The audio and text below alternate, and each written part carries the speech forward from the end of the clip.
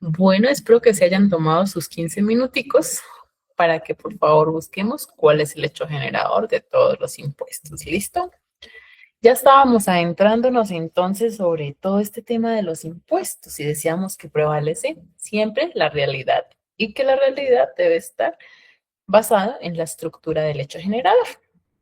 ¿Qué son los impuestos entonces? Es la prestación pecuniaria exigible cuando existe manifestación de capacidad económica sin vinculación a una contraprestación administrativa. Ya sabemos que el tributo es un género y que dentro de las especies del tributo se encontraba el impuesto. Entendemos entonces que el impuesto es esa prestación pecuniaria sin vinculación a una contraprestación administrativa. Es de carácter obligatorio al realizarse el hecho generador. ¿Cuál es el hecho generador? Entonces, por ejemplo, del impuesto nacional al consumo. Ya lo sabemos porque ya lo estudiaron. Sabemos que el hecho generador del impuesto nacional al consumo es el expendio de comidas y bebidas a la mesa.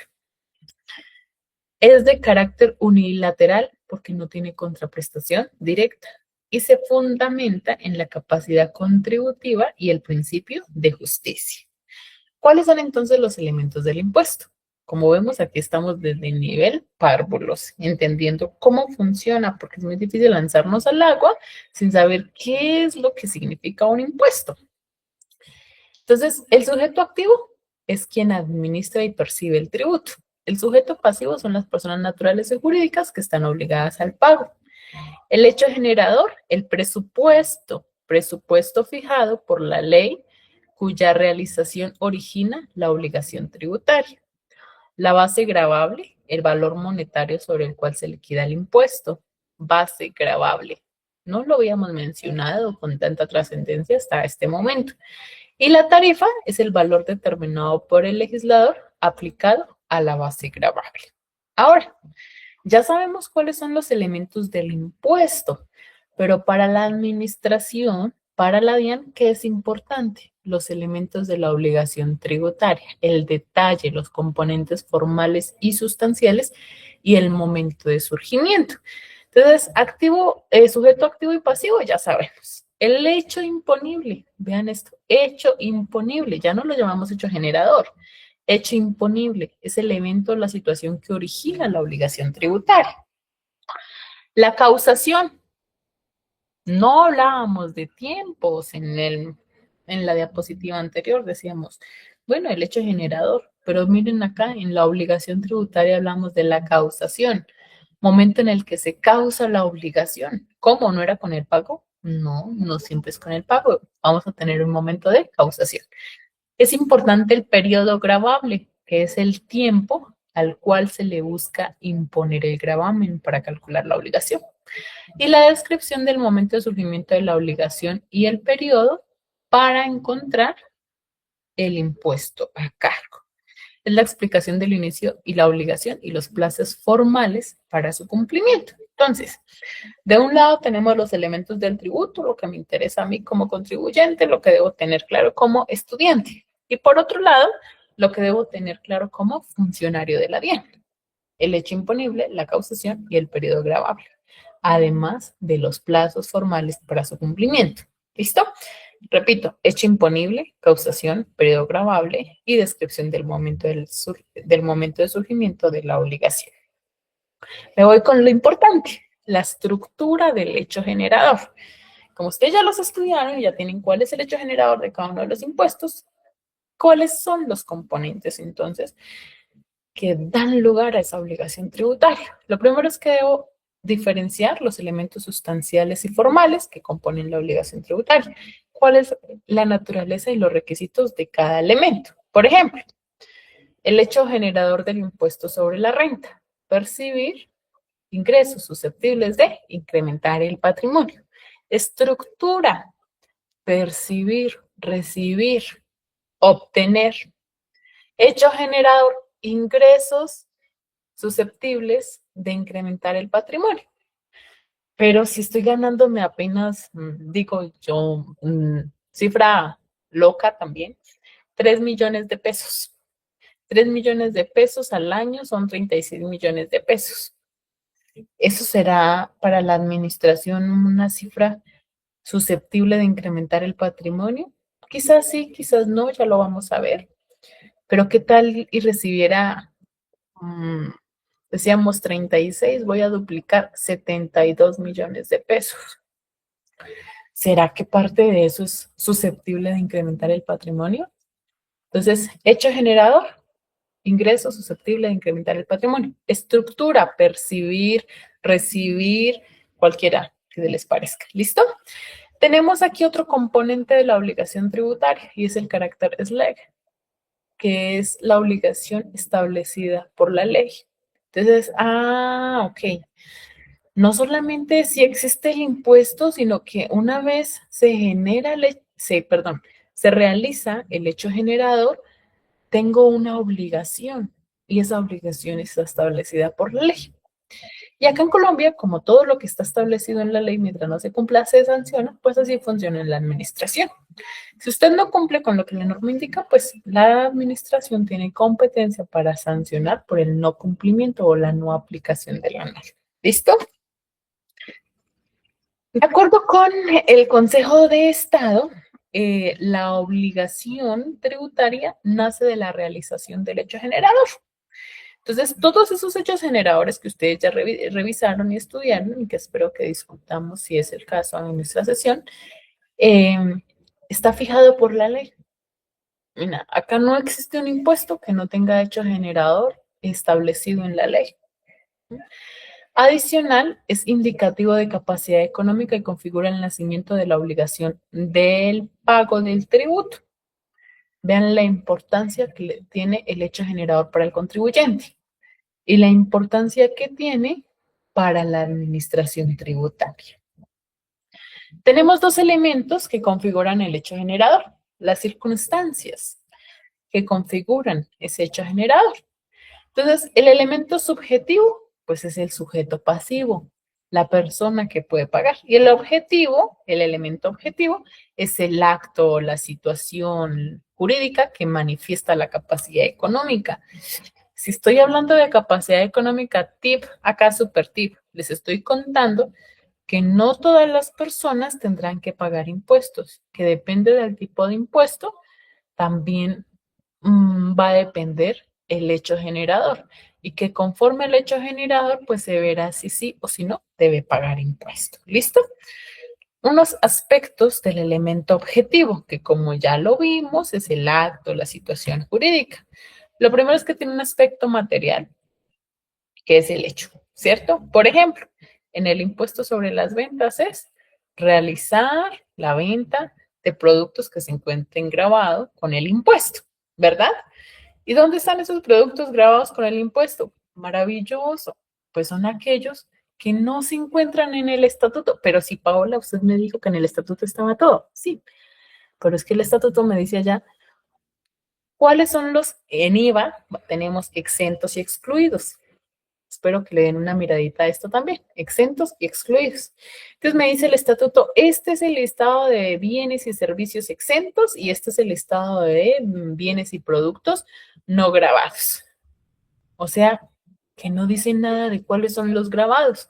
Entonces, inherentemente me está diciendo lo que no esté ni exento ni excluido pasa a ser grabado. ¿Listo? Así se debe empezar a interpretar la norma y lo vamos a ir revisando. Entonces me dice que el aspecto material es el hecho, es la situación que manifiesta la capacidad económica. El aspecto espacial me determina la conexión territorial del hecho imponible.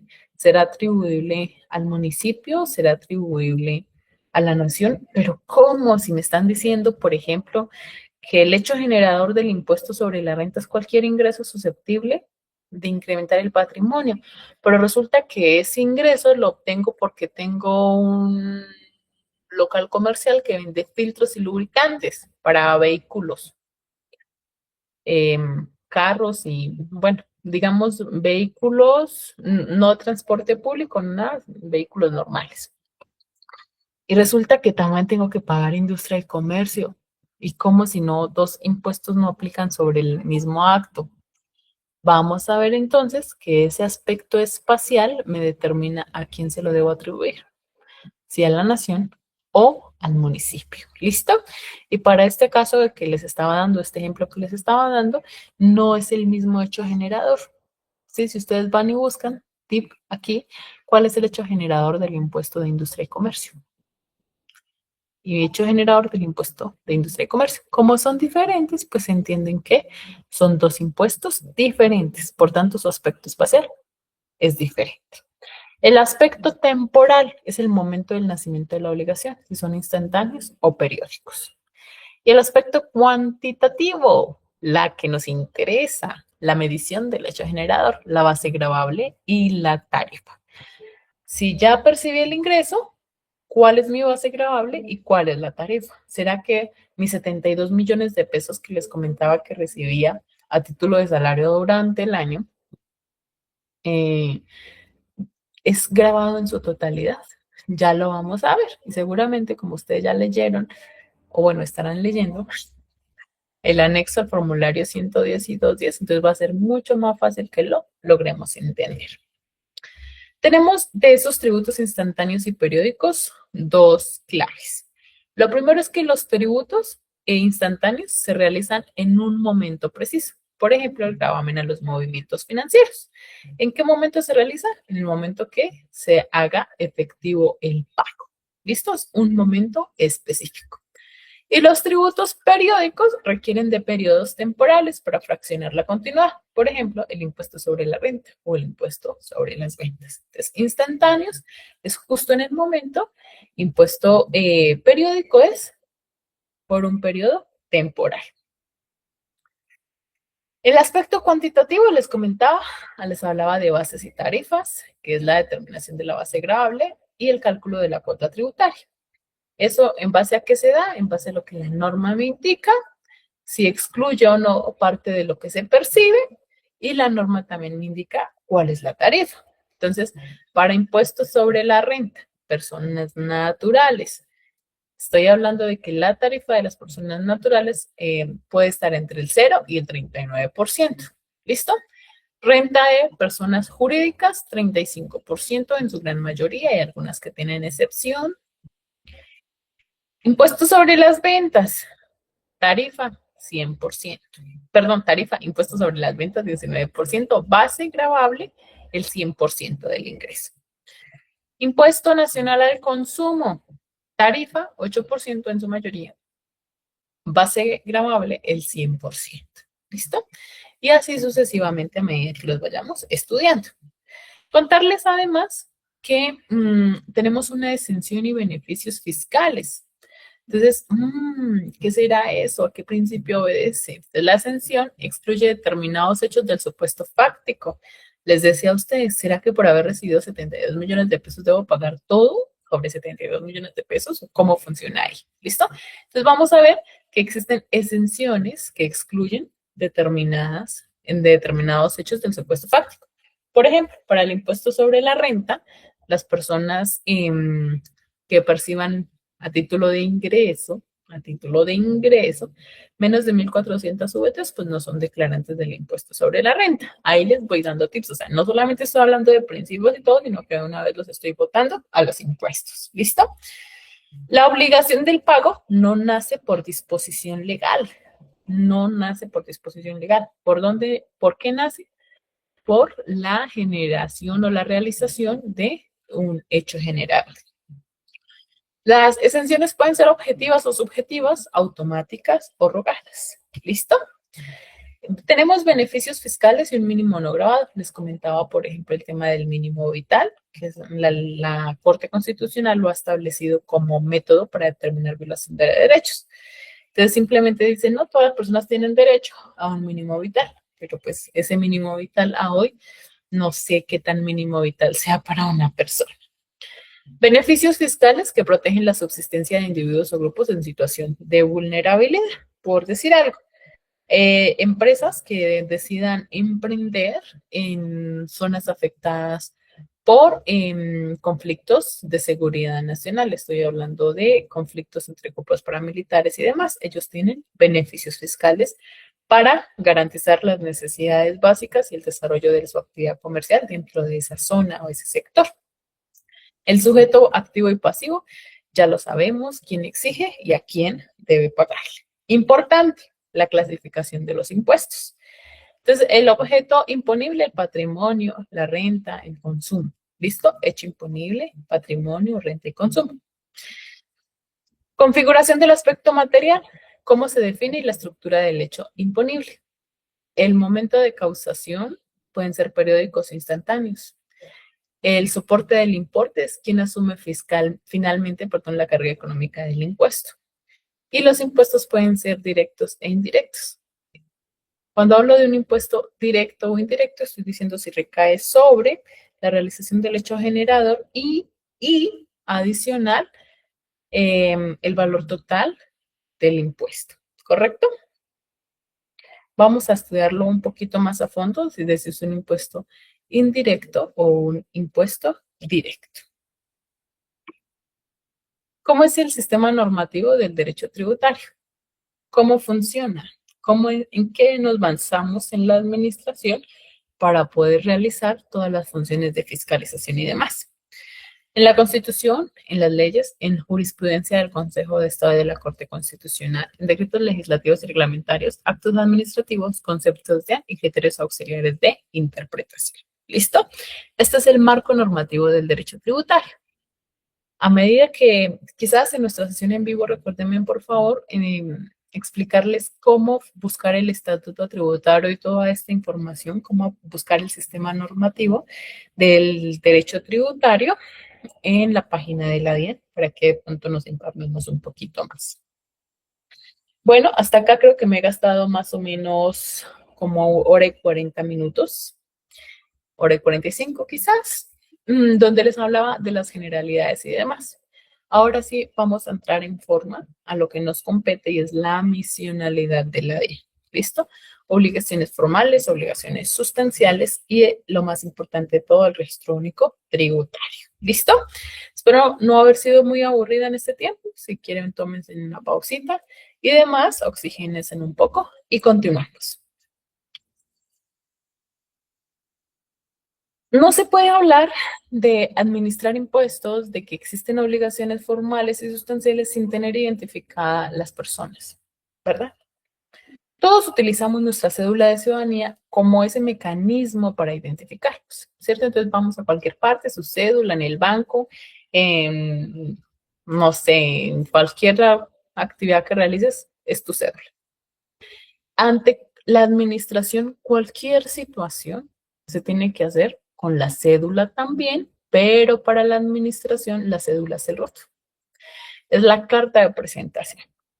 Entonces, el RUT es un mecanismo único para identificar, ubicar y clasificar a los sujetos de obligaciones administradas por la DIAN, así como aquellos que por disposición legal deban hacerlo o por decisión de la ley, de la norma, perdón, de la DIAN, conforme con las normas legales y reglamentarias vigentes. Para las personas que se van a presentar a servicio al ciudadano, importante que tengamos claro todo este tema de RUT. ¿Listo? Para las personas que nos presentamos al área de cobranzas y al área de fiscalización, debemos entender que sin esta columna vertebral, sin esta carta de presentación, no podemos expedir ningún acto administrativo. Ahora, ¿cómo está conformado el RUT? ¿Cómo se realiza la identificación de cualquier persona en el RUT? Entonces, en Colombia tenemos personas naturales y personas jurídicas. Entonces ya sabemos que una persona jurídica es una persona ficticia capaz de contraer derechos y obligaciones, ¿cierto? Las personas naturales tenemos nombres, apellidos, tipo y número de identificación. Pero adicional, para el momento en el que yo decida sacar mi registro único tributario, debo tener claro la fecha y lugar de expedición del documento, la fecha y lugar de nacimiento. Y el NID para extranjeros que lo poseen. Entonces, por ejemplo, les decía, yo les colocaba el ejemplo. Y entonces, si es un amigo migrante, ¿qué hace? ¿Qué hace un amigo migrante para identificarse ante la administración? Entonces, él presenta su permiso para estar en Colombia. Entonces, en el caso de venezolanos, entonces será su permiso temporal. En el caso de un migrante de otro país, puede ser su cédula de extranjería O puede ser para aquellas personas que ya son residentes en Colombia, aquí hago un paréntesis, la residencia en Colombia aplica para todas las personas naturales, ciudadanos nacionales colombianos. Primer punto. Punto número 2. También aplica para aquellas personas que superan una estadía en Colombia de 183 días durante un periodo de tiempo de 365 días. Pregunta, ¿estos 365 días son entre el 1 y el 31 de diciembre? No, son para cualquier periodo de tiempo, entre el 1 de febrero y el 1 de febrero del siguiente año, entre el 30 de junio y el 30 de junio del siguiente año. Un periodo cualquiera de 365 días se adquiere la residencia. ¿Listo? 1 y 2. Me van a averiguar, por favor, el 3, el 4 y el 5. Las 5 formas de adquirir la residencia en Colombia. ¿Listo? Para las personas jurídicas. Las personas jurídicas se requiere una razón social. Es una persona ficticia que físicamente no existe, pero que sí tiene una denominación, una razón social. Es Paola Alarcón Saz. Ese NID tiene un dígito de verificación. Ese NID es un número que se le da aleatoriamente a esa persona y se le acompaña con un dígito de verificación. Es un 800, 900, 700, son 12 números, raya un número entre 0 y 9. ¿Listo? Ese raya, número entre 0 y 9, es el dígito de verificación y ya lo vamos a ver. Y eso es lo que me identifica o me le da derecho a un NID, a que tenga una vida mejor tributaria una persona jurídica. También tenemos NID para personas jurídicas y entidades extranjeras que lo poseen. Entonces, residencia para personas jurídicas, el solo hecho de tener un establecimiento en Colombia ya lo hace residente una persona jurídica. La persona natural depende de si cumple algunas condiciones que ustedes me van a ayudar a estudiar. Ahora, el RUT, entonces, es el documento que configura la columna vertebral de todo el sistema tributario. ¿Qué debemos tener en cuenta? La clasificación, la ubicación e información adicional relevante para el contribuyente. En clasificación, ¿qué encontramos? Su naturaleza, si es persona natural o si es persona jurídica. Las actividades económicas, ¿a qué se dedica esa persona? ¿Será que todo el mundo entonces debe tener RUT? Si soy asalariado, ¿debo tener RUT? Porque ahí me dice actividad económica. Entonces la respuesta es no. No todo el mundo debe tener RUT. Si usted no tiene obligaciones ante la Dirección de Impuestos y Aduanas Nacionales, ¿para qué necesita RUT? Sí, el RUT es su cédula de ciudadanía en temas tributarios. No lo requiere. Entonces, para esos asalariados que todavía les piden el RUT en las empresas cuando los van a contratar, no es necesario que lo tengan, no es necesario, porque será una persona que va y se inscribe una vez y nunca más aparece. ¿Listo? Ahora,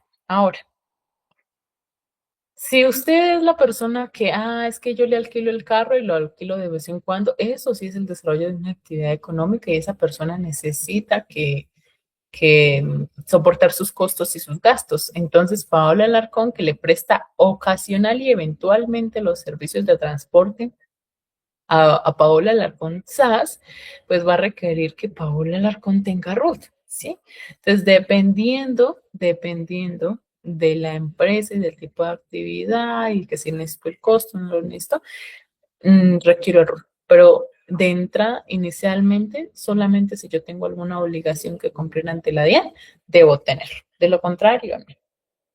¿Listo?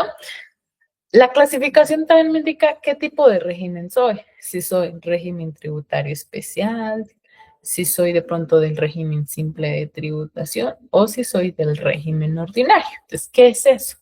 El régimen ordinario somos todos. Entonces, todas las personas cuando nacemos ya sabemos que tenemos la obligación de contribuir con los costos y gastos del Estado. ¿Cómo se determina eso? Entonces, ustedes y yo apenas nacemos y lloramos, a partir de ahí ya somos posibles prospectos de contribuyentes para la nación y para el Estado. Pero, ¿qué sucede? Que de acuerdo a las exenciones que vimos y demás, la norma me dice, ay, no, si usted ya acaba de nacer, pero es que usted todavía no tiene un patrimonio de tanto, usted todavía no percibe unos ingresos de tanto. Entonces, como todavía no los percibe, pues usted no declara. O sea, como usted no ha desarrollado, no ha cumplido con el hecho generador de los impuestos administrados por la DIAN, usted no necesita. ¿Listo? Las responsabilidades tributarias, aduaneras y cambiarias. Vean, el RUT es tan importante que dice qué tipo de responsabilidad te encuentra la DIAN. Al menos son más de 50 responsabilidades tributarias, entre tributarias, aduaneras y cambiarias, ¿no? Más de 50. Entonces, que si puedo tener una responsabilidad tributaria y una responsabilidad aduanera y una cambiaria, claro, puedo tener las tres sin ningún problema, ¿correcto? Entonces, en esa sección los invito a que por favor busquen un RUT, el de sus papás, el de ustedes, el de sus hermanos, el de su esposo, y en la hoja 1 identifiquen esta casilla donde dice responsabilidades tributarias y allí vean que vamos a tener unos códigos y dice, por ejemplo, 05 impuestos sobre la renta, 07 retención en la fuente y así. Ahí nos describe cuáles son las obligaciones de un contribuyente. Y tip, super tip, mientras una persona no tenga esa obligación en el RUT, pues yo como administración no puedo mejor solicitarle ninguna de esas obligaciones que no tenga allí. Entonces, si veo que Paola Alarcón es responsable del impuesto sobre las ventas, pero no tiene la obligación de responsabilidad sobre las ventas, primero me toca decirle, mire, señora Paola, por favor vaya y actualice su RUT. Y si Paola no quiere, pues la administración lo puede hacer de oficio, una actualización de RUT de oficio. ¿Listo? ¿Qué es importante que entendamos? Funcionario de fiscalización y funcionario de recaudo y cobranzas. No puedo exigir una obligación que no tenga una responsabilidad tributaria asociada en el RUT. ¿Listo? Adicional, el RUT me dice dónde ubicarlo, ya sea dirección física, dirección de correo electrónico o número telefónico. ¿Correcto? Y eso en la hoja 1, solo en la hoja 1.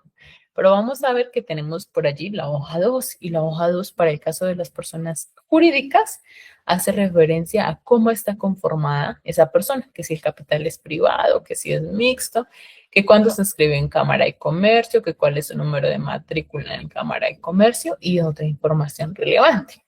Hoja número 3, socios. Entonces, es que mi Paola Alarcón no es solo Paola, sino es Paola y los hermanos de Paola o la familia de Paola. ¿Listo? Hoja 3. Hoja número 4. Allí vamos a encontrar el revisor fiscal, que el contador, que quiénes son y demás. Hoja número 5, 6, establecimiento comercial. Para el caso de las personas naturales, ¿qué vamos a tener? Hoja 1, ¿cierto? Clasificación, ubicación y otros elementos, quizás. Hoja número 2, que me va a indicar el registro en Cámara de Comercio. Y hoja número 5 o 6, establecimiento de comercio. ¿Listo? Bueno, y contador o revisor fiscal se aplica. ¿Listo? Hasta ahí claros. Entonces, el registro único tributario está conformado por documentos de hasta 6 hojas, que depende de qué tipo de persona soy, si las tengo o no, todas. ¿Quiénes deben inscribirse en el ROT? Pregunta que debo tener súper clara si me voy a presentar a cualquier tema de servicio al ciudadano. ¿Quiénes deben inscribir en el RUT? Se deben inscribir en el RUT entonces todas las personas y entidades contribuyentes declarantes, vean ustedes, declarantes. O sea, si yo no tengo una obligación ante la DIAN, ¿yo para qué me voy a inscribir? Los patrimonios autónomos. Por ejemplo, tenemos el patrimonio autónomo del Banco Bogotá, que son fiducias normalmente. Normalmente son fiducias. Entonces, ¿qué hacen ellos? Administran el patrimonio de X terceros. X terceros no dan la cara, no nada, pero el patrimonio autónomo maneja, administra y hace todo lo demás. Cuando digo que no da la cara, es no da la cara ante la administración. Ante la administración responde el patrimonio autónomo. Un inversionista extranjero. Inversionista extranjero. Paola Alarcón vive en Estados Unidos, quiere comprar una finca turística para explotar, no sé, en Colombia. Necesita RUT, ¿sí? Además de todas las implicaciones que ya vamos a ver cuando veamos, por ejemplo, régimen cambiario. Cuando hayan sucursales en el país de personas jurídicas o entidades extranjeras. Las personas naturales que cumplen deberes formales a nombre de terceros, o sea, los representantes de sucesiones ilíquidas, los representantes de personas jurídicas, personas y no declarantes de ingresos y patrimonio y personas del régimen simplificado, bueno, del régimen simple de tributación, perdóname acá. Y por último, los responsables de IVA. Antes se denominaban régimen simplificado o común, antes. Ahora solo se denominan responsables del impuesto sobre las ventas. Casos de inscripción y requisitos. Entonces, ¿quiénes deben registrarse ante la DIAN y por qué? Ya lo dijimos, personas o entidades responsables de IVA deben inscribirse ante la DIAN. Deben obtener su registro único tributario. ¿Y en qué momento me vuelvo responsable de IVA? Me vuelvo responsable de IVA una vez supero unos ingresos de 3.500 VTs. Tómenlo por ahí en sus apuntes. Responsables de IVA, ingresos superiores durante el año gravable anterior o durante el periodo gravable de 3.500 VTs. ¿Listo? Pero es que vendo huevos y, y los huevos, según el estatuto tributario, están grabados, pero dice que están grabados con la tarifa del 0%. Carajo, ¿qué hacemos? Y esa persona todavía no ha superado las 3.500 VTs. Ya veremos si se puede o no se puede inscribir. Ahora que veamos IVA. ¿Listo? Responsables del impuesto al consumo a la gasolina y a CPM y los agentes retenedores. También se deben inscribir. ¿En qué momento me inscribo? Cuando inicie una actividad económica. ¿Y cuáles son las actividades económicas? Entonces ustedes entran a Google, le dicen a Google actividades económicas en Colombia y ahí te aparece la Cámara de Comercio de Bogotá, cualquier Cámara de Comercio y ahí te aparece el listado. Si no, busquemos resolución de códigos SIU, repito, resolución de códigos SIU, C de casa y otra vez I, U finalmente. Y ahí me va a aparecer la última resolución de código SIU donde me dice, todas estas son las actividades económicas. ¿Listo? Entonces vamos a encontrar que un asalariado, no está ejerciendo una actividad económica. Simplemente, pues, es una actividad pues, que le permite obtener un ingreso, ¿sí? Sí está catalogado como actividad económica porque obviamente está allí la realización de esta que le permite percibir un ingreso, pero pues en últimas no es una persona que tenga obligaciones siempre y cuando no supere cierto tipo de ingresos. ¿Listo? ¿Cuánto deba cumplir obligaciones administradas por la DIAN? Una obligación administrada por la DIAN, el impuesto sobre la renta. Pero es que soy Paola Alarcón Saz, soy una jurídica. ¿Cómo así que Paola Alarcón, que es la representante legal, debe inscribirse? Vean ustedes, ¿de quién será la obligación? ¿De Paola Alarcón Saz o de Paola Alarcón? Entonces, cualquiera en cualquier momento, mejor que deba cumplir con obligaciones administradas por la DIAN, debo inscribirme en el RUT. Ahora, importadores, exportadores y demás usuarios aduaneros y profesionales de compra y venta de divisas. Ténganlo claro, por favor, para cuando veamos régimen cambiario, porque allá ya no lo vamos a tocar.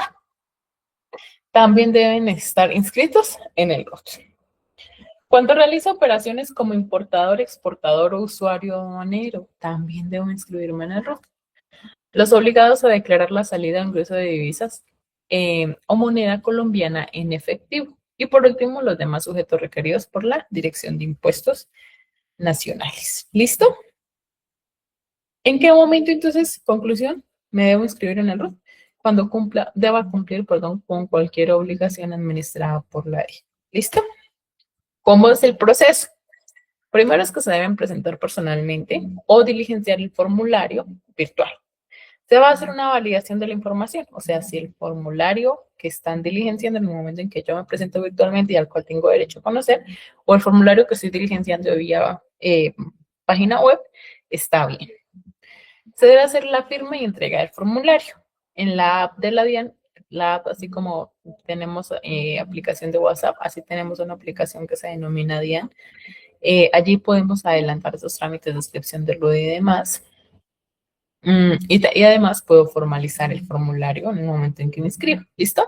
Y por último, y no menos importante, la inscripción del formulario. Impresión del formulario.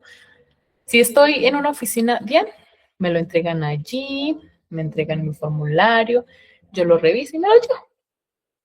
Si no, si lo hice por la app o por la página web de la DIAN, entonces puedo imprimirlo allí en PDF.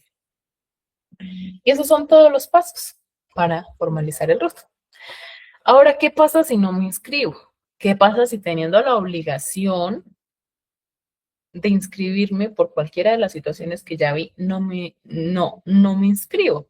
Pues como ya les dije, lo que no se cumple se sanciona.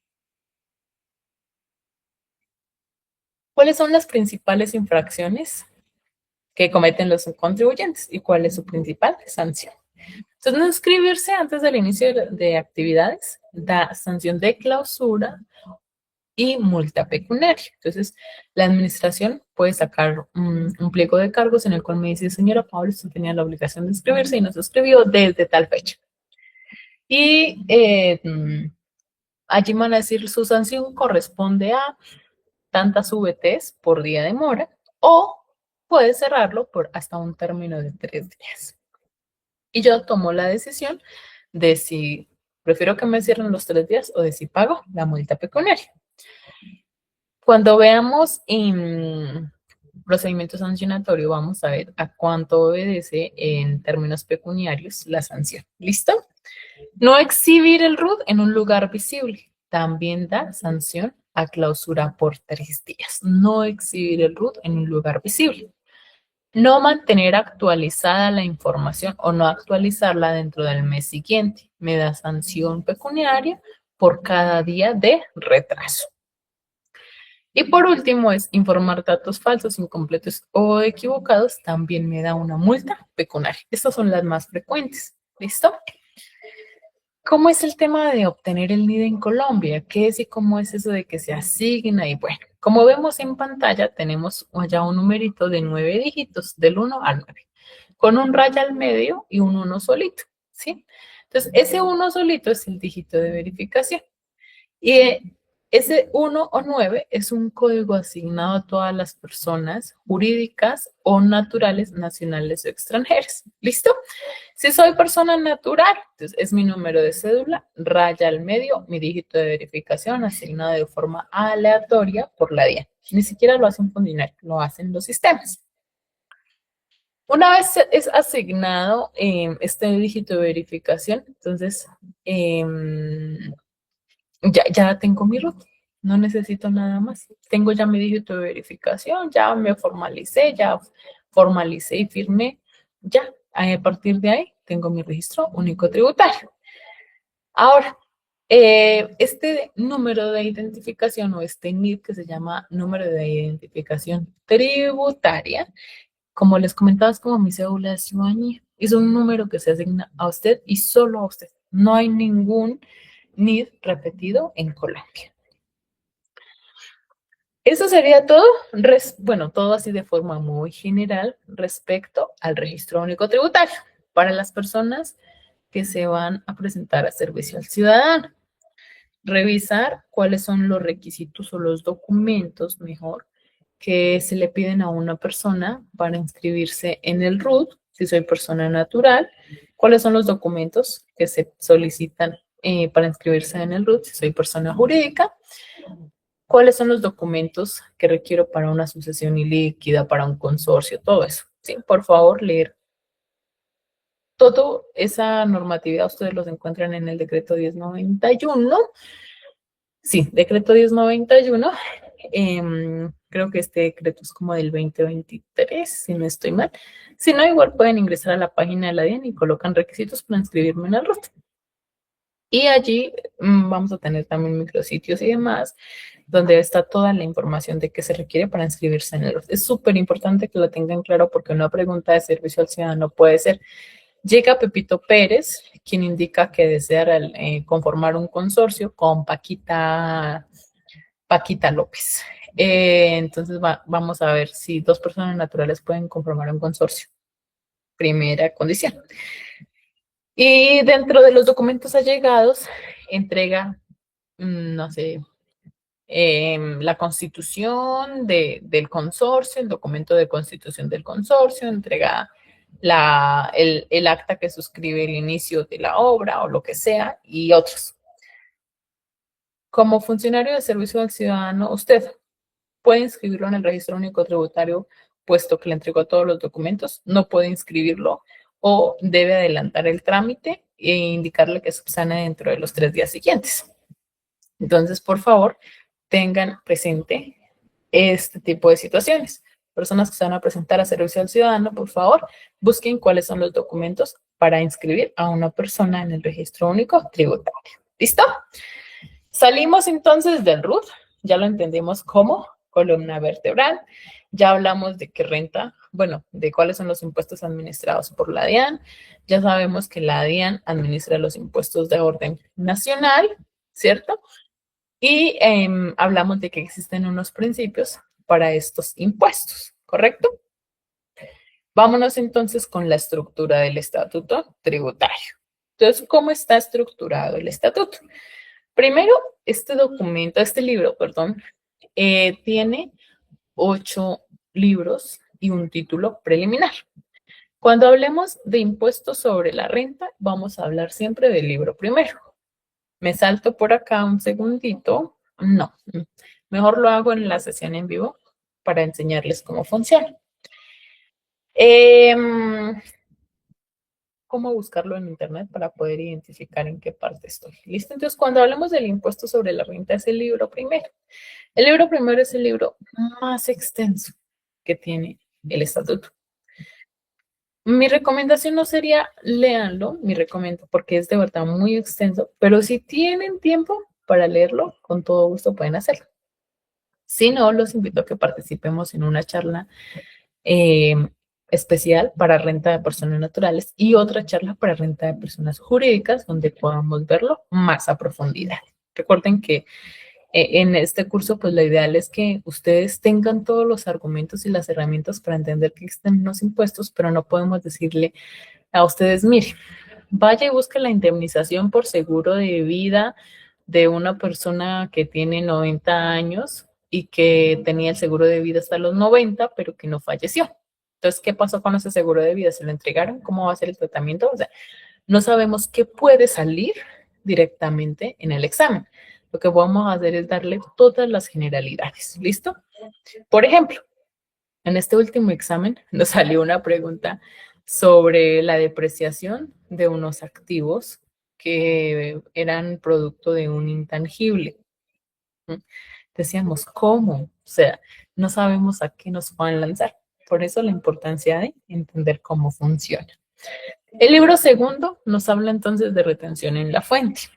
El libro tercero nos habla del impuesto sobre las ventas, el cuarto del impuesto de timbre nacional.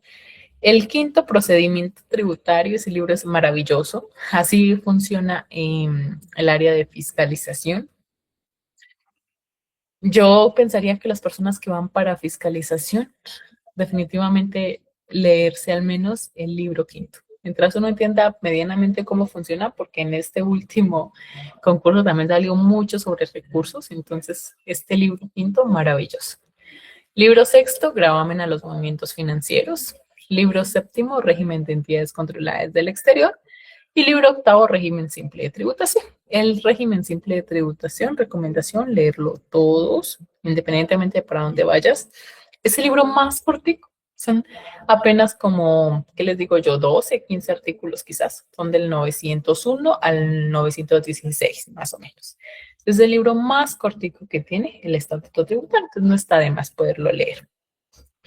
¿Dónde estudiar impuestos sobre la renta y complementarios y todos los demás impuestos? De verdad, tómenme el consejo. Léanse los anexos de los formularios. Ya lo mencioné. Libro primero, renta y complementarios, formulario 110 y 210. Ustedes buscan en Google formulario 210, 110 y ahí podemos revisarlo. Ahora, en la sesión en vivo, donde espero que ya se hayan leído sus anexos, estaré atenta a resolver preguntas o inquietudes específicas sobre este impuesto. Así está conformado entonces el estatuto tributario. Les comentaba que es nuestra norma macro y demás, y que lo que no está ahí no existe a menos que esté sustentado en un concepto o en una orden de la jurídica de la DIA. ¿Listo? ¿Qué deben conocer todos los contribuyentes? ¿Cuáles son las obligaciones tributarias? ¿Y qué debemos conocer como funcionarios DIAN? Pues los impuestos, ¿cierto? No hay de otra. Si voy a estar en la DIAN, ¿cómo no voy a saber de impuestos? Así vaya para un cargo de administrativa o así vaya para un cargo de todos los procesos que son, no sé, facilitadores. O sea, ¿cómo no voy a conocer los impuestos del área? ¿Listo? Primero, existen unos deberes y obligaciones formales. ¿Qué es una obligación formal? Busquen en Google. Uno, dos. Bueno, la obligación formal son aquellas adquiridas previa inscripción en el registro único tributario. Entonces, si ya tengo renta, mi obligación formal es presentar la declaración. Si ya tengo IVA, mi obligación formal es presentar la declaración de IVA. Informante de exógena, mi obligación formal es presentar la exógena. 52, facturador electrónico, debo facturar electrónicamente. Obligación formal, todas aquellas inherentes al desarrollo de una actividad comercial, que ¿dónde están? En responsabilidades, cualidades y atributos, hoja 1 de los. ¿Listo? Todas aquellas inherentes al desarrollo de una actividad comercial. Pero para mí, como me queda, pues tan difícil saber, son más de 50 obligaciones formales.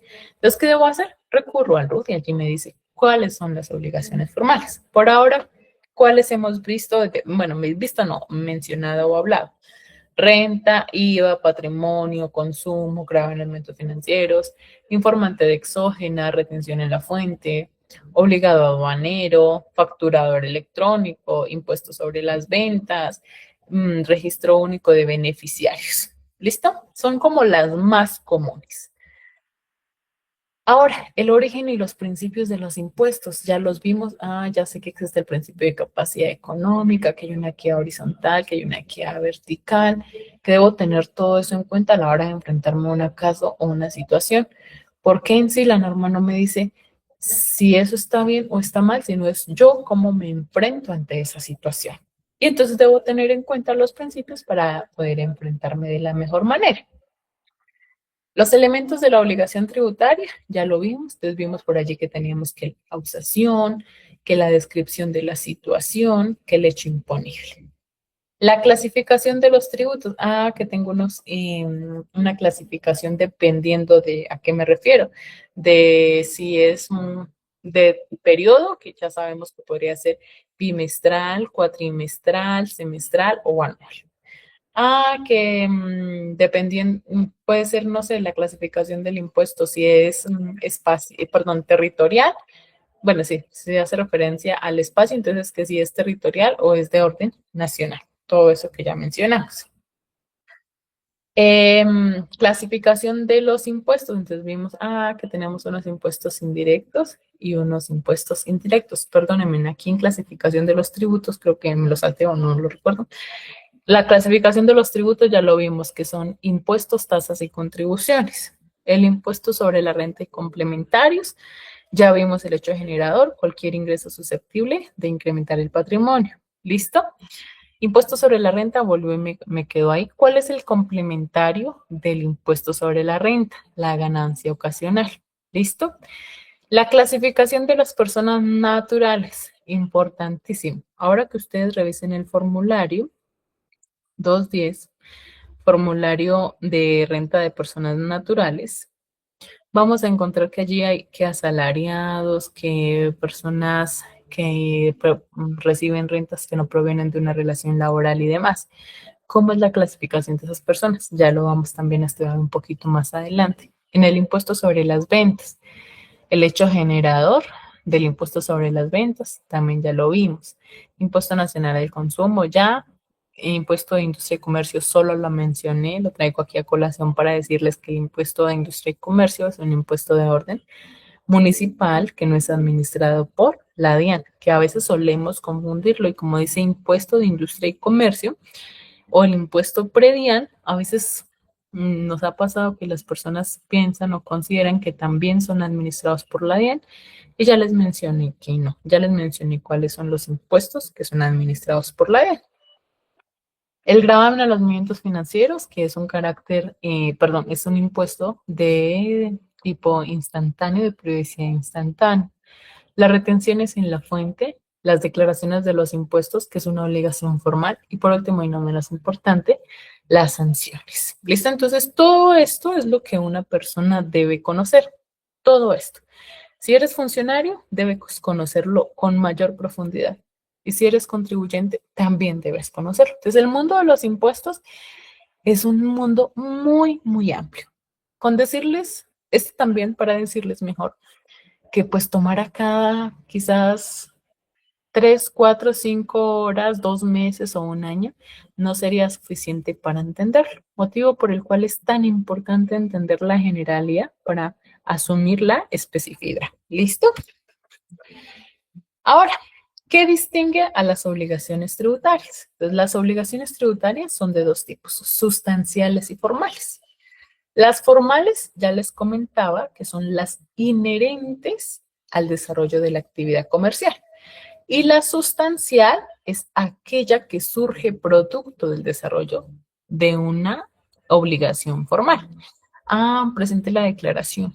La declaración me da impuesto a cargo. El impuesto a cargo es la obligación sustancial. Presenté la información exógena, pero la presenté fuera del plazo del término. Eso se llama extemporaneidad. Y eso, la extemporaneidad también da para pago. Entonces, sanciones por extemporaneidad pueden revisarlo. ¿Listo? Entonces, ¿qué distingue a la una de la otra? Entonces, la formal depende de la actividad comercial y la sustancial depende de la obligación formal. ¿Cuáles son entonces las obligaciones formales para empresas y personas naturales en su mayoría? ¿No? Inscribirse en el RUT, ya lo sabemos. También se deben inscribir en el registro mercantil, es decir, en la Cámara de Comercio. Y algunas personas, no todas, pero sí en su mayoría, en el RIT, que es ante la Secretaría de Hacienda del municipio. Entonces, ante la DIAN, RUT, ante Cámara de Comercio, matrícula mercantil o registro mercantil. Y ante la Secretaría de Hacienda municipal o distrital, entonces RIT. ¿Listo? De ser el caso, inscribirme como responsable del impuesto sobre las ventas, que ya sé que es cuando tenga unos ingresos superiores a los 3.500 VTs. Límite que también aplica para los responsables del impuesto al consumo. Vean ustedes, impuesto al consumo también 3.500 VTs. Debo facturar con todos los requisitos. ¿Cuáles son todos los requisitos? ¿Cómo que facturar? O sea, además de que me toca facturar, ¿debo cumplir con requisitos? Sí, señores. Resolución 0162. Sí, espérenme un segundo, se las confirmo. O 0163. 0165 creo que es. Resolución 0165. Resolución 0165, artículo 11. ¿Listo? Ahí nos establece todos los requisitos del sistema de facturación. Se lo pueden leer, son cortos. Y artículo 617 del Estatuto Tributario. Ahí nos dice cuáles son los requisitos de la factura. Entonces, no es solamente, si entrega un papel y ahí dice factura electrónica de venta. No, son un montón de requisitos, como 17 y el Estatuto Tributario como 11. Entonces, qué bueno que tenga el nombre del vendedor, que tenga el nombre del cliente, que tenga la descripción de los productos, que además de eso tenga una codificación, que tenga impuesto, bueno, todos los requisitos que debe tener la factura. Hoy por hoy sabemos que todo el mundo debe facturar electrónicamente y que entonces ya no hablo solo de la factura electrónica, sino que hablo de un sistema de facturación. Todo eso lo pueden revisar en la resolución 0165. Un momento, por favor. Un segundo. Ok. Bueno, además de eso, entonces se deben presentar las obligaciones, las declaraciones tributarias y pagar los saldos a cargo si es el caso. No siempre cumplir con una obligación formal, que como les mencionaba, es el tema de presentar la declaración, no siempre indica que vaya a tener que pagar. Entonces, una cosa es la obligación formal, que ya lo expliqué, y otra la sustancial. Y ya sabemos que la sustancial nace cuando hay un impuesto a cargo o un saldo a pagar. ¿Listo? Adicional, debemos llevar contabilidad y conservar los documentos soporte de las transacciones. No es que, ay, le compré la leche a Pepito Pérez para mi cafetería y resulta que Pepito Pérez no me dio nada, ni un documento, ni nada. ¿Y cómo le pagó? No le pagué en efectivo. Entonces vamos a revisar ahora que veamos renta cuáles son esos documentos y qué situaciones se pueden presentar. Adicional, se debe practicar, declarar, pagar, certificar e informar retención en la fuente y autoliquidar sanciones e intereses. Y por último, y no menos importante, es informar el cese de actividades y exigir la factura o el documento equivalente. Ahora, el documento equivalente, ¿qué es? ¿Y qué es la factura electrónica de venta? ¿Cierto? Entonces, la factura electrónica de venta es aquel documento que me soporta las operaciones de compra y venta. ¿Perfecto? Y el documento equivalente con obligados a facturar, con obligados a facturar. Y el documento equivalente está establecido para algunas personas que por la naturaleza de su actividad comercial no pueden facturar o no deben facturar. Entre esas, ¿quién está? Todos los servicios públicos. ¿Por qué? Porque allí no solamente me cobran la luz, sino también estoy pagando cargos adicionales, ¿correcto? Entonces, cuando suceden cosas así, ese documento equivalente hace las veces de la factura electrónica, pero ¿qué pasa? Que son documentos que están establecidos previamente por la norma para el desarrollo de algunas actividades comerciales. Ahora, les hablaba del RIT y el registro mercantil. No es que hay solo mis obligaciones ante la DIAN, no, desarrollo una actividad comercial y también debo de registrarme en Cámara de Comercio. Para las personas que van para servicio al ciudadano, requisitos para inscribirme en el registro mercantil. ¿Qué se requiere para que me den Cámara de Comercio? ¿Listo? ¿Por qué? Porque resulta que llega una persona a pedirte una actualización del registro único tributario y tú ni siquiera le revisas la Cámara de Comercio. No, esa información debe ser copia fiel y fidedigna de la información que está en el registro mercantil. Y para las secretarías de Hacienda municipales y distritales, entonces el RIT. ¿El RIT qué? Es un mecanismo de identificación, ubicación y clasificación de los contribuyentes del impuesto de industria y comercio, avisos y tableros. Hasta ahí entonces ya vimos obligaciones formales para empresas, vimos entonces que la obligación sustancial nace de un impuesto a cargo, de un saldo a pagar, ¿cierto? Y ya identificamos que las obligaciones formales son las inherentes al desarrollo de una actividad comercial y que para que las pueda identificar fácilmente están en la hoja 1 del RUT. Y ya vimos todo lo relacionado con el RUT. Ahora, les decía, por favor, denle una mirada a la resolución 0165 de 2023, que nos habla sobre el sistema de facturación. Entonces, vamos a estudiarlo aquí de manera general, confiando en que ustedes van a tener el tiempo y la disposición para leerla. ¿Listo? Entonces, ¿quiénes deben facturar? Primero, todas las personas o entidades que tengan la calidad de comerciantes. O sea, en teoría, todo el mundo. Pero recuerden ustedes que por allá al principio de todo esto veíamos algo de las exenciones. Entonces vamos a revisar eso. ¿Quién más debe facturar? Quienes ejerzan profesiones liberales o presten servicios inherentes a estas. Quienes enajenen bienes o productos de actividad agrícola o ganadera. Y adicional, deben conservar copia de la factura o documento por cada operación realizada.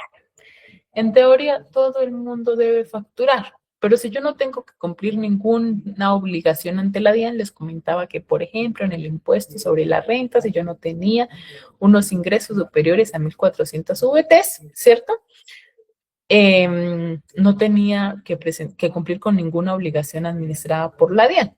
Entonces, pues si yo no cumplo con ninguna obligación, pues ¿para qué facturo electrónicamente? No es que no tenga la obligación de facturar, sino que en mi condición de que no cumplo con ninguna de las obligaciones administradas por la DIAN, pues entonces podría optar por no facturar. ¿Listo? Pero ¿cuál es la recomendación?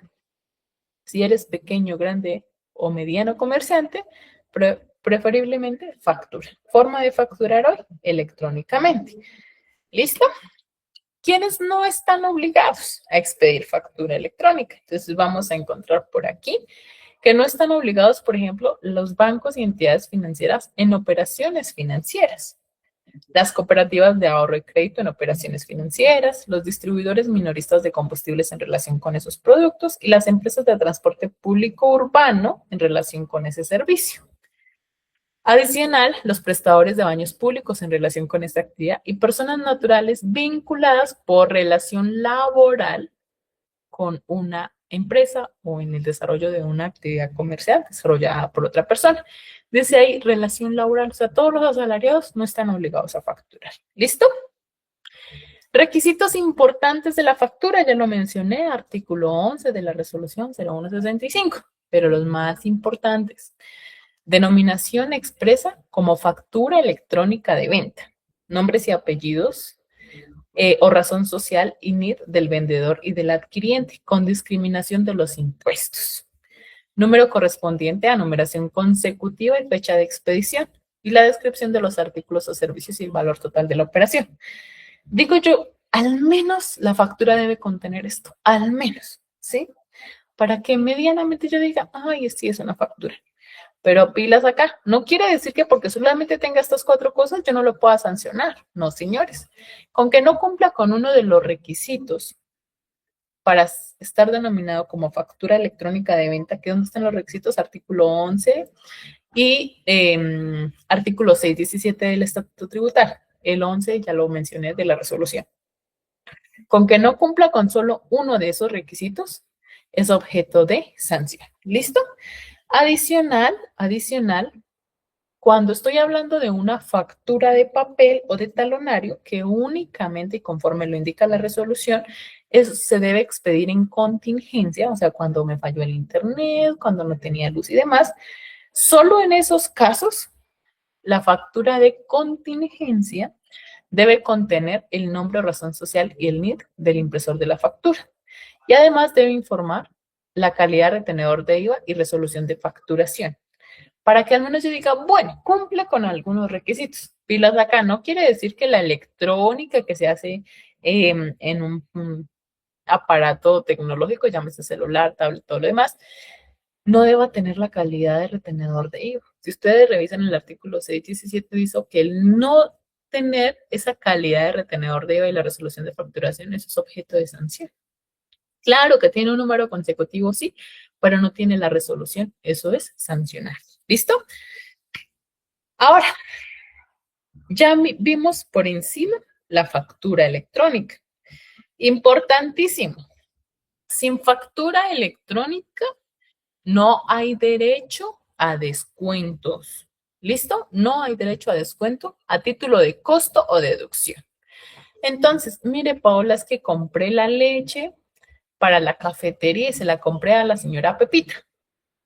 ¿Pepita le dio factura? No, no me dio factura. Es una señora que tiene sus vacas y todo en el campo. Y usted le hizo documento soporte. Uy, apareció algo nuevo. Documento soporte. No, no se lo hice. No se lo puedo aceptar como costo de deducción. Ni en renta, ni en IVA, ni en ningún impuesto. Todo lo que no esté amparado en uno de los documentos que hacen parte del sistema de facturación electrónica no se acepta como costo o deducción. ¿Listo? Pero Paola, yo no sabía, pues así no sepa, lo siento en el alma, la norma me dice que todo costo de deducción debe estar amparado en un documento que esté inscrito o adscrito mejor al sistema de facturación electrónica. Entonces, ¿qué es el sistema de facturación? Es un conjunto de procesos y documentos electrónicos que detallan las transacciones entre vendedores y compradores. Vean acá, vendedores y compradores. O sea, lo mínimo requerido para el desarrollo de cualquier actividad comercial, lo mínimo. Su propósito es simplificar, estandarizar y optimizar los procesos de facturación. convirtiéndose en una herramienta clave para mejorar la eficiencia administrativa y el cumplimiento tributario en las empresas. El sistema de facturación que permite el registro, la consulta y la trazabilidad de las facturas electrónicas de venta como título valor. Hace parte del sistema de facturación algo que se llama RADIA. Si vas para un cargo de tecnología o si vas para un cargo netamente sobre la subdirección de facturación, por favor, estúdiate esto. ¿Listo? El RADIA. El RADIAN es la plataforma donde se negocian las facturas, donde yo le doy esa característica a la factura de título valor para que sea cobrado, o sea, sea un título exigible. ¿Listo? ¿Cuáles son los tipos de documento? Entonces tenemos la factura electrónica de venta, la factura de talonario papel, que es la factura de contingencia, los documentos equivalentes y documentos soporte electrónicos. Esos documentos equivalentes pueden ser el ticket de post, la boleta de ingreso a cine, tickets de transporte y extractos financieros. Adicional, aquí me hizo falta uno, perdónenme, la nómina electrónica. Todos esos documentos entonces soportan los costos. Conclusión, usted tiene un negocio, usted en su examen se sienta y dice, bueno, le colocan un caso donde le están preguntando por los costos de X persona. Usted dice, bueno, si yo tuviese una ferretería, voy a suponer que el caso es de una ferretería, ¿qué requiero yo para que esa ferretería funcione? Entonces, bueno, tengo mi ferretería y lo primero que necesito es un local. Hay dos opciones. O ese local es suyo, o sea que usted tiene impuesto predial, o ese local es arrendado, o sea que o le facturan el arriendo o usted hace un documento soporte a esa persona que le paga el arriendo, ¿cierto? Bueno, ¿qué otra cosa requiere en la ferretería? No, necesito una persona que me ayude a descargar cuando me llegue el producto que pido. O sea, va a un proveedor y el proveedor le debe facturar porque usted le está comprando, le debe facturar electrónicamente. Y además tiene un empleado. El empleado, para que usted lo quiera llevar como costo de deducción, debe hacerle su nómina electrónica. Sí, es verdad. Y la ferretería, ¿qué otra cosa necesita? Pues de vez en cuando al menos hacerle aseo, ¿no? Porque pues, obviamente me da como pena con los clientes y demás. Entonces, para hacerle aseo, ¿usted a quién recurre? No, yo le pago a una señora. ¿Y cómo va a soportar ese costo? Lo hago con un documento soporte. ¿Listo? Entonces, todo lo que ustedes imaginen, que cualquier negocio, llámese papelería, llámese lo que ustedes quieran, cualquier negocio requiere de unos costos o de unos gastos. ¿Qué es importante? Que lo que usted gaste en ese negocio esté amparado en un documento del sistema de facturación electrónica. Repito, para proveedores, la factura electrónica. Para clientes, la factura electrónica. De venta o de contingencia, no importa, lo importante es que alguna de las dos esté. Para peajes, por ejemplo, porque de pronto estoy hablando de la ferretería, ¿no? Hay que traer el producto o mandarlo traer o lo que sea. El documento equivalente. Además de eso, no sé, y pague una encomienda, pedí que me lo enviaran por encomienda. Bueno, entonces, si es encomienda, tienen que darle su factura electrónica de venta, ¿cierto? No, mire, me tocó ir a Bogotá porque tuve una reunión con mi proveedor. Bueno, su tiquete de transporte. ¿Listo? Entonces, todo lo que se gaste en un documento soporte. Ahora, se esperan que haya nuevas implementaciones en documento soporte. Con ese documento soporte, ¿a quién se le debe entregar?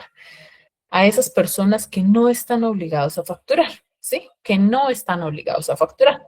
¿Que ahora no están obligados a facturar? Ya lo vimos y ya les dije. Las personas que no tengan que cumplir con ningún tipo de obligación ante la DIAN y que además de eso, por decir algo, no tengan unos ingresos superiores a 3.500 VTs durante el año grabable o durante un periodo de tiempo, no están obligadas a facturar. ¿Listo?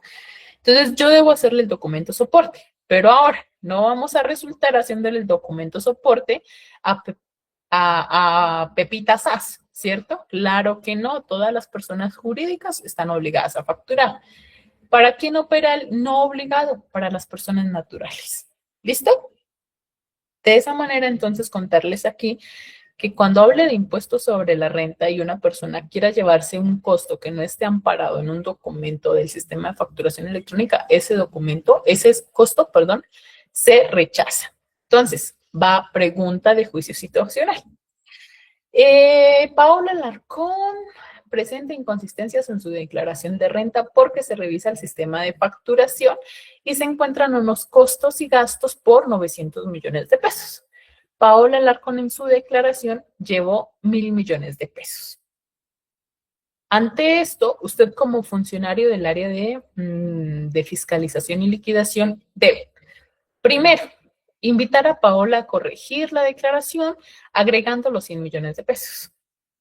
Dos, requerir a Paola o enviarle, requerir a Paola indicándole que justifique los 100 millones de pesos que se llevó adicionales. O número 3, debe proferir una resolución sanción porque colocó más costos de los atribuibles. ¿Listo? Entonces, con base a esta información que les digo, ¿cuál sería la opción? Pues invitar a Paola a que corrija. ¿Listo?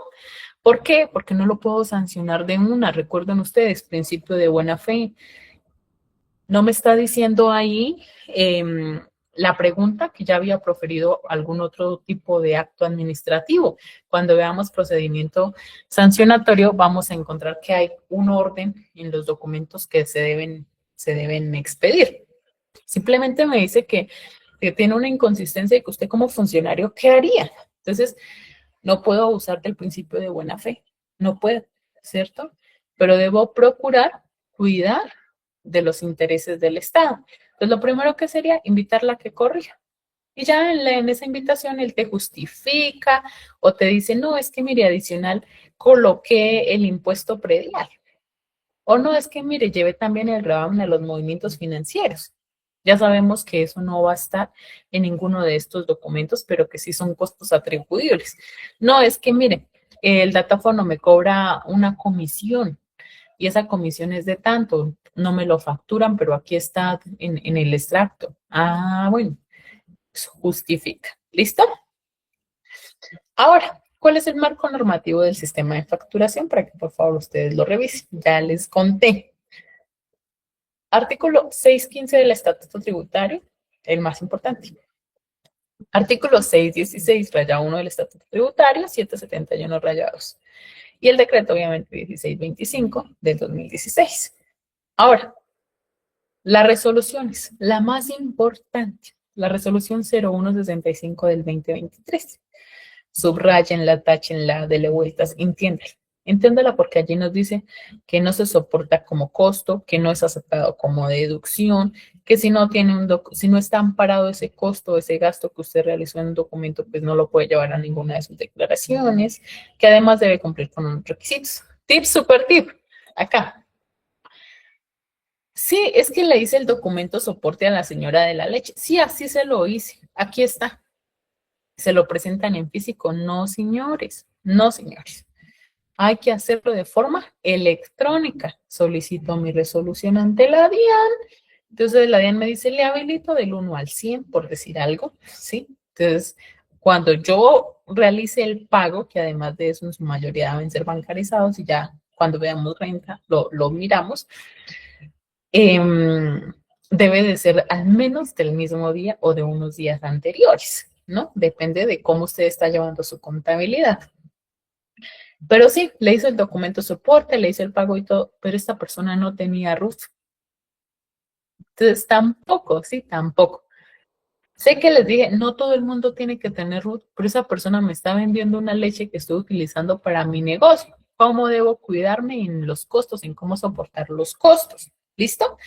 Y entonces, pues es importante decirle, mire, mi señora, por favor, vaya, inscríbase al RUT, que es súper fácil porque ahora ya les conté cómo uno se inscribe en el RUT.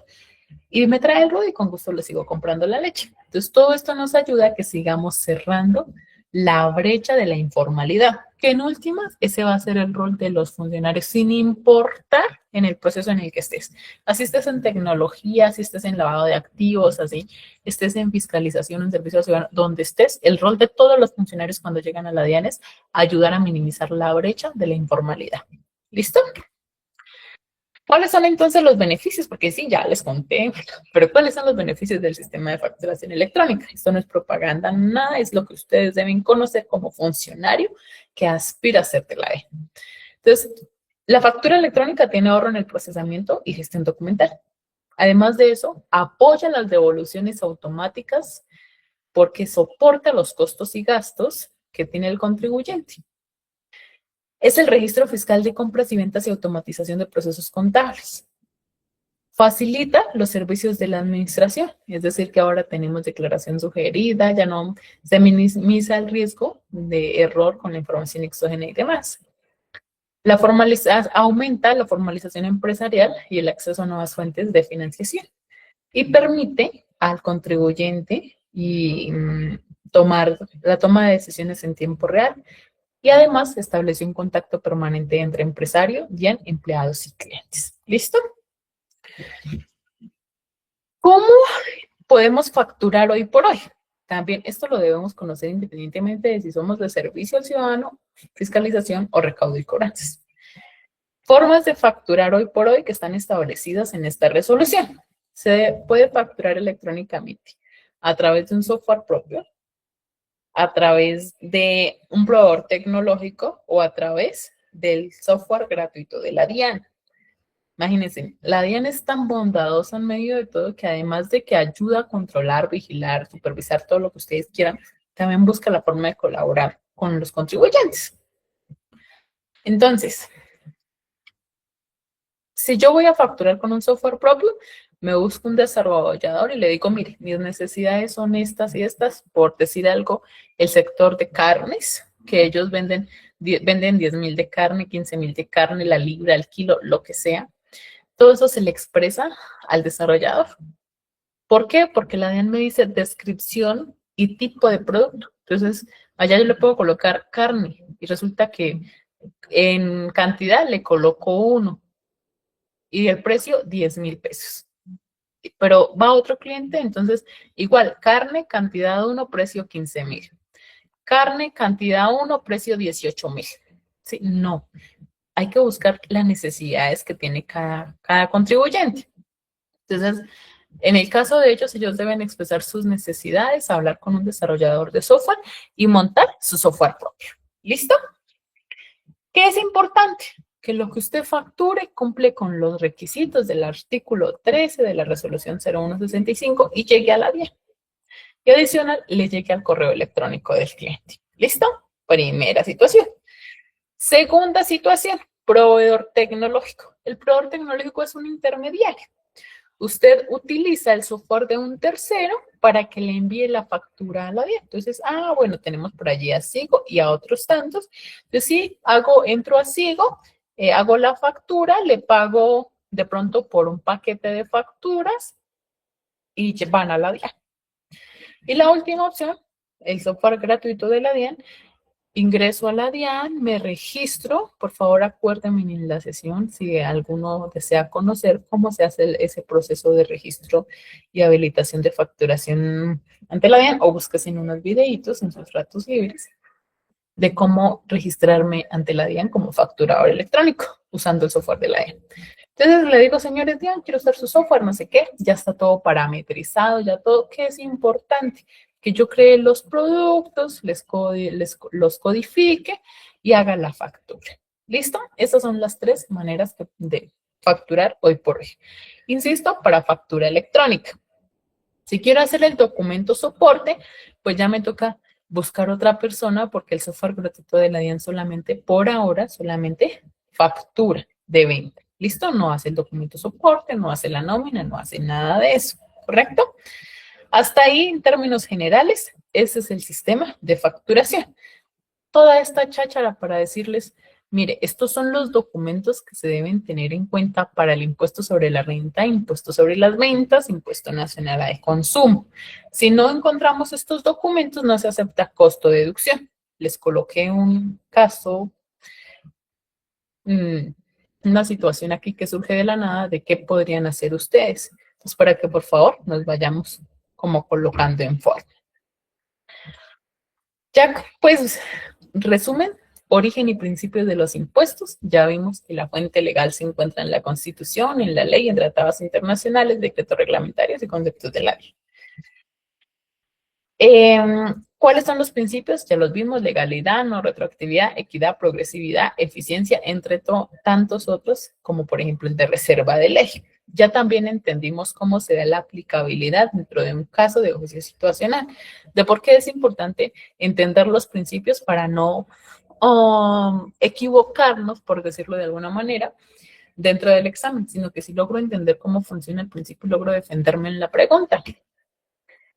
Y vimos también los elementos clave de la obligación tributaria, entonces que el sujeto activo, que el hecho generador, que la concesión, la base gravable, la tarifa y las exenciones. ¿Listo? La clasificación de los tributos, ya lo vimos: impuesto, tasa, contribución, aporte para fiscal. Algunos ejemplos, por ejemplo, de tasa, los peajes; de contribución, la valorización; y de aporte para fiscal, las cotizaciones a SENA y entidades de seguridad social. Esto para decirles, mire, si ustedes llegan a ver una pregunta con peaje, valorización o aporte para fiscal, eso no es competencia de la DIAN. Ya lo tenemos claro, ya sabemos cuáles son los impuestos que administra la DIAN.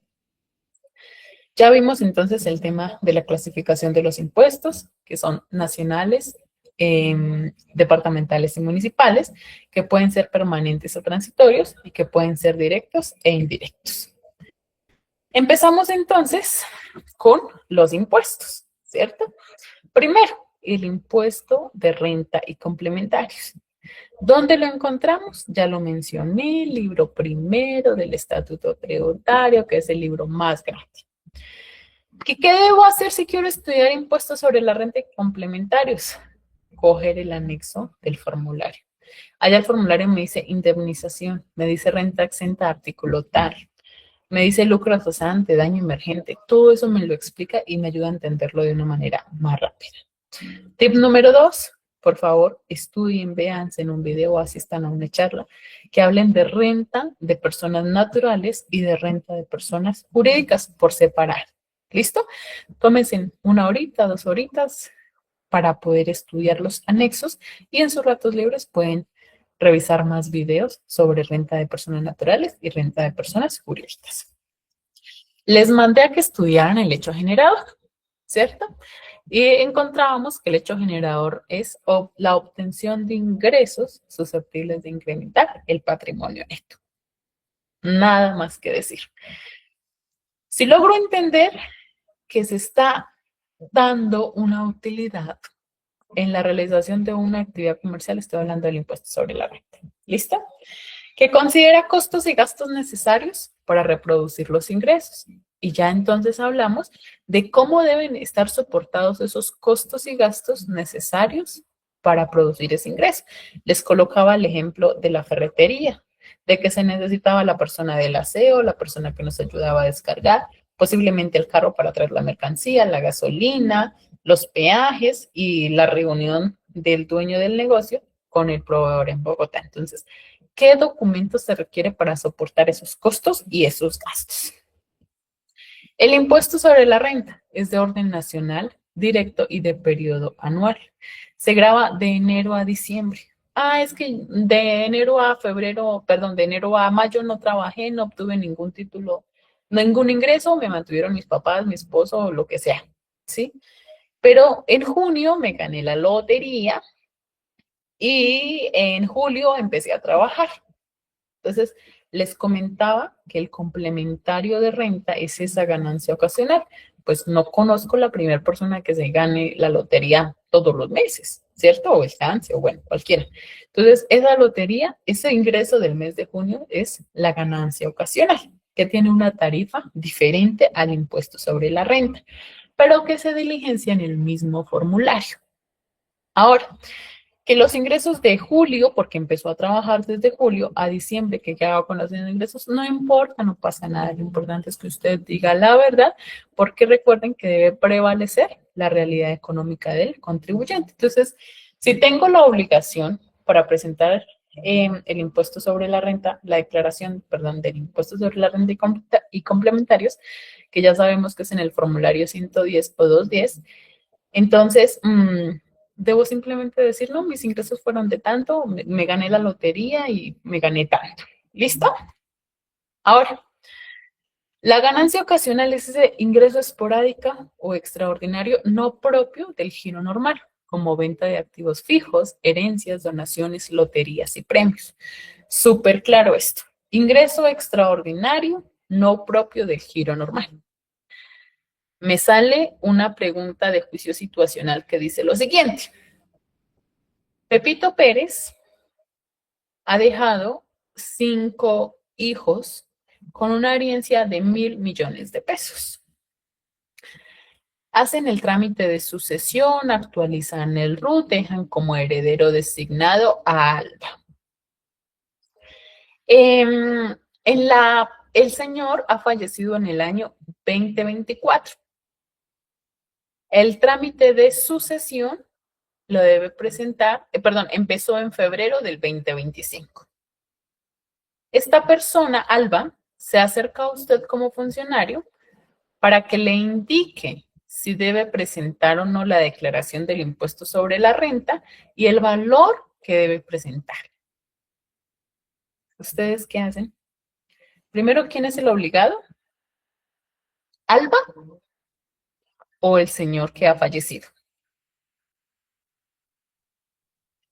Bueno, la obligación es de la sucesión y la sucesión sigue siendo el señor que ha fallecido porque no se ha liquidado la sucesión. ¿Listo? Entonces, ¿qué debe hacer usted como funcionario? Indicarle que debe presentar la declaración de renta como heredera designada del señor. Y para eso es necesario, primero, que actualice el RUT y segundo, que coloque el patrimonio bruto del señor, 1.000 millones de pesos, ¿sí? En el patrimonio, en la declaración. Primera situación. Segunda situación del mismo caso. Alba le indica que ha percibido 800 millones de pesos a título de arrendamiento y adicional un seguro de vida.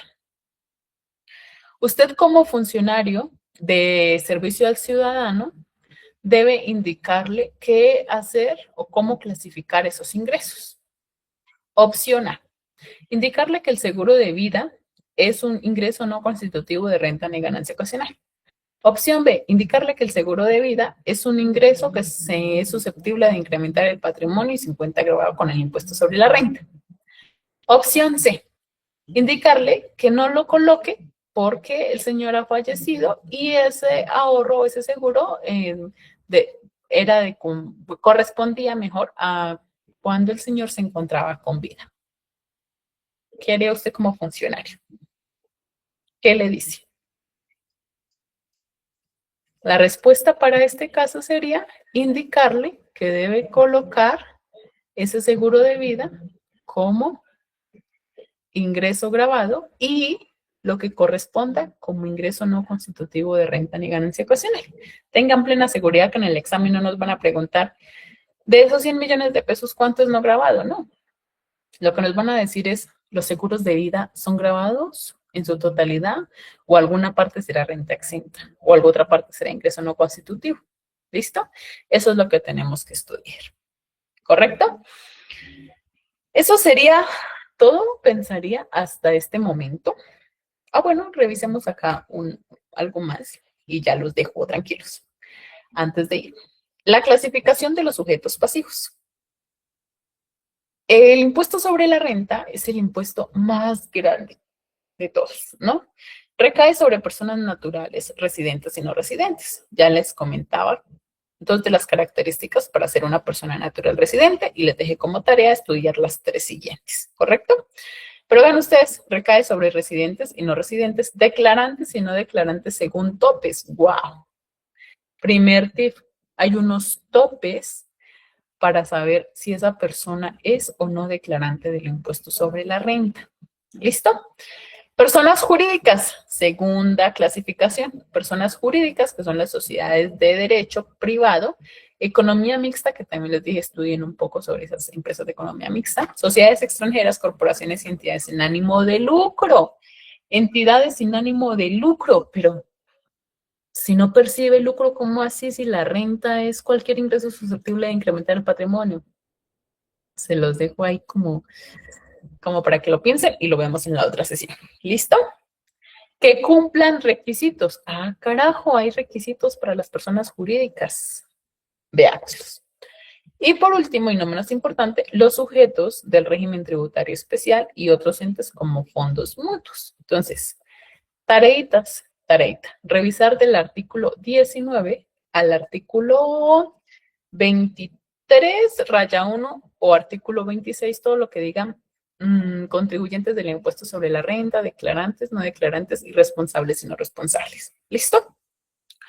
Para que entendamos que sí, hay personas que declaran impuestos sobre la renta y hay otros que además de declarar pagan. Hay unos que son responsables y otros que no son responsables, declarantes y no declarantes. ¿Listo? No solamente existe el declarante y no declarante en persona natural, sino también existe en persona jurídica. Ahora, la renta, la base gravable del impuesto sobre la renta y complementarios. Full importante.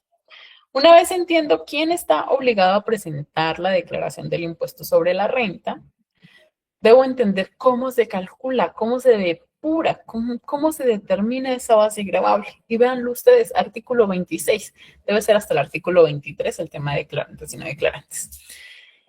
Cálculo de ingresos hasta la renta líquida. Entonces, ¿qué me dice ese artículo 26 del estatuto? Me dice, ingresos ordinarios y extraordinarios susceptibles de incrementar el patrimonio. Ingresos ordinarios y extraordinarios. Pero tengo un extraordinario que es una ganancia ocasional, fue la herencia, fue la donación, la lotería. Ese extraordinario es que se da con ocasión a otro tipo de actividades. Por ejemplo, tener un activo fijo por menos de 2 años. Eso es un ingreso extraordinario. Un activo por menos de 2 años. Pero si hablo de lotería, herencias y todos los otros que vimos ahorita, estoy hablando de una ganancia ocasional. ¿Listo? Menos ingresos exceptuados. ¿Cuáles son esos ingresos exceptuados? Los ingresos no constitutivos de renta ni ganancia ocasional. Devoluciones, rebajas y descuentos. Eso me da igual ingresos netos. Los ingresos netos que les resto, los costos, me da la renta bruta. Y a la renta bruta que le resto, las deducciones y los gastos en el exterior, si es que llegué a tener, me da la renta líquida. Y a la renta líquida le quito las compensaciones por pérdidas. ¿Listo? Eso me daría la renta ordinaria. Menos las rentas exentas, igual renta líquida gravable. No es difícil, ¿sí ven? Ingresos menos ingresos no constitutivos de renta ni ganancia ocasional, menos devoluciones, rebajas y descuentos, menos costos, menos deducciones, menos compensaciones, menos rentas exentas. Y he obtenido mi renta líquida gravable. Repito, tarifa para personas naturales del 0 al 39%, depende de el artículo 243 del Estatuto Tributario que me dice, bueno, si usted está dentro de un rango de VTs, la tarifa es de esto. Que vamos a ver si hacemos un ejercicio ahora en la sesión en vivo. Para personas jurídicas, renta del 35%, ¿cierto? Sobre esa renta líquida gravable, que también sabemos, para el caso de las personas jurídicas, que debe existir una tasa de tributación depurada, es decir, que al menos sobre esa renta líquida gravable debe de tributar el 15%, al menos. Si no, encontraremos la forma de que al menos llegue a ese margen de tributación, ¿correcto? Para las personas naturales, los topes, les decía yo, todo el mundo declara a excepción las exenciones que nos tiene la norma. ¿Qué me dice? Me dice de conformidad con el artículo 593 del Estatuto. Son declarantes del impuesto sobre la renta todas las personas naturales cuyo patrimonio bruto no exceda de las 4.500 VTs y otros umbrales de ingresos brutos. Bueno, patrimonio, 4.500 VTs. Ingresos, consumos y consignaciones, 1.400 VTs. Ese es súper fácil. Patrimonio, 4.500. Ingresos brutos, consumos y consignaciones que no excedan los 1.400 VTs, de conformidad con el artículo 593 del Estatuto Tributario. Entonces, ¿qué debo hacer? ¿Qué es eso de la VT? Porque hemos hablado toda la sesión y no me había tomado el tiempo para decirles. La VT es la unidad de valor tributario. Funciona algo así como la tasa de cambio en el dólar, solo que la VT se da una vez al año. Entonces, cada año aumenta de acuerdo al valor del IPC. Vamos a mirar cómo es el tema, cómo aumenta ese tema de la VT. Pero cambia una única vez, una vez al año, y es para el año siguiente. Entonces, por ejemplo, para este año 2026, fue modificada, salió la resolución ahora en diciembre del 2025. ¿Listo? Entonces, todos los años que debo hacer, VT 2023 en Google o en cualquier otra aplicación, VT 2022, la misma DIAN tiene un listado del valor de la VT y allí nos informa en cuánto ha estado el valor de la VT. ¿Listo? Vamos a dejarlo hasta ahí. Terminamos entonces nuestra próxima sesión de mirar los demás impuestos. Muy por encima, con la esperanza de que nuestra sesión en vivo, ahora que ustedes hayan estudiado todo lo que les he contado, los he mencionado, para que podamos resolver preguntas. Nos vemos en la próxima sesión. Que tengan una bonita y feliz tarde, noche o mañana, lo que sea. Hasta pronto.